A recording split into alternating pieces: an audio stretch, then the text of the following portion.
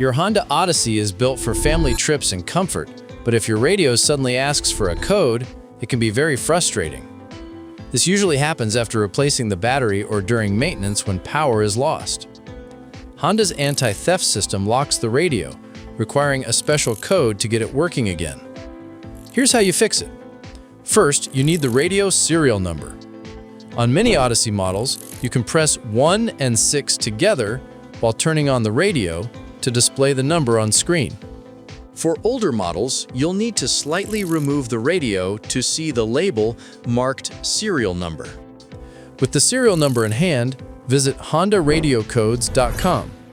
Enter the serial, and within seconds, you'll have your unlock code ready.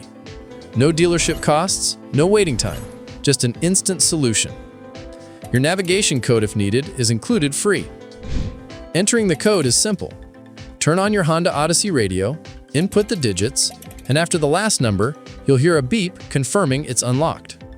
So if your Honda Odyssey radio is stuck on code, don't panic.